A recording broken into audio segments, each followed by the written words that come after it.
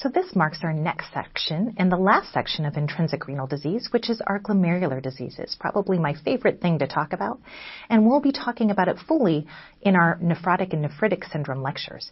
However, there's a few points that I'd like to talk about. Number one is that when we think about the nephritic syndromes, the things that actually result in acute kidney injury are often what we call rapidly progressive glomerular nephritides, or RPGNs.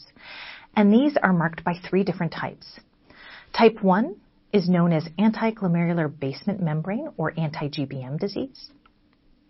Type 2 are immune complex diseases that manifest with rapid renal deterioration and necrosis and crescents on biopsy.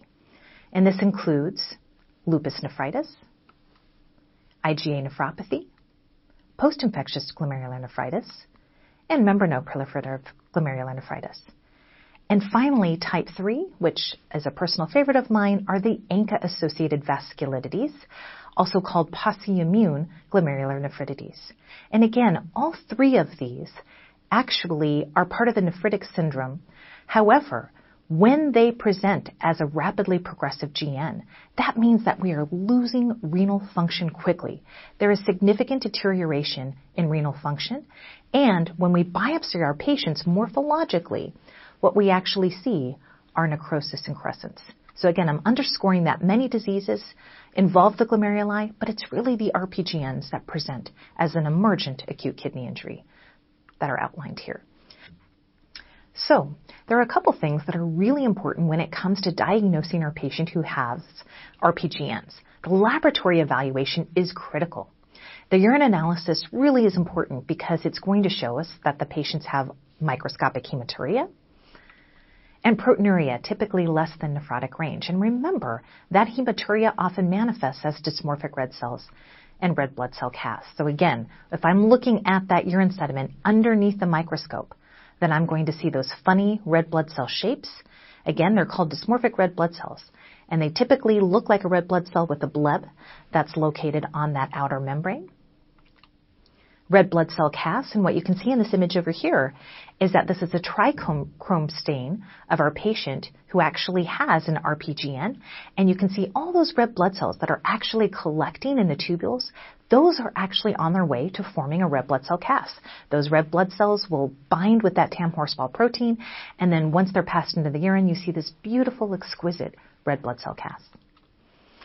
And sometimes in some of the very exudative types of RPGN, that would be something like post-infectious GN, you might be lucky enough to see a white blood cell cast as well. Our patient's urine sodium is oftentimes less than 20 milliequivalents per liter.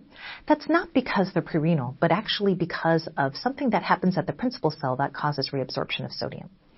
Again, I just want to make a point here that we talked about FeNA at the beginning of the lecture, and this is why FeNA can only distinguish between prerenal and ATN. If you can see here that our urine sodium is less than 20, that would probably give us a FeNA of less than 1%. So again, we can't use something like FeNA in a case like this.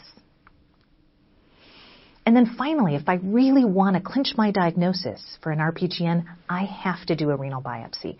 That's really going to give me the definitive etiology behind what's going on.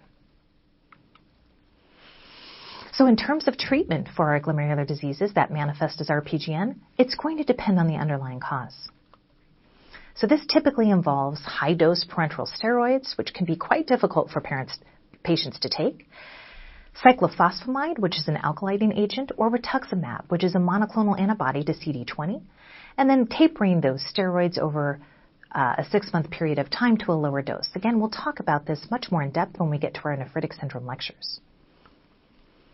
And patients will often have an extended maintenance therapy as well, either with rituximab or something like azathioprine, which is an antimetabolite, in order to maintain their remission.